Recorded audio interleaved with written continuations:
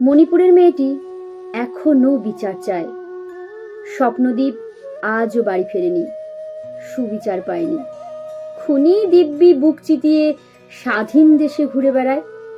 এদিকে যে মেয়েটি বাবা মায়ের এক সমুদ্র স্বপ্ন নিয়ে আরজিকর নামক বাড়িতে উঠেছিল, সে মেয়েটি মৌমিতা দেবনাথ। সে কখনো তার পছন্দের ফুল, বই, খাতা ছুঁয়ে দেখবে না। সে কখনো সহপাঠীদের সাথে আনন্দের দিন কাটাবে না। সে কখনো প্রিয়জনের কণ্ঠ শুনতে চাইবে না।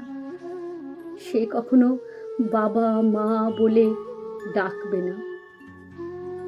আমরা সবাই খুনিকে খোঁজার অভিনয় করব। শহরের নামি দামি মুখ তালাবদ্ধ হয়ে পড়ে থাকবে।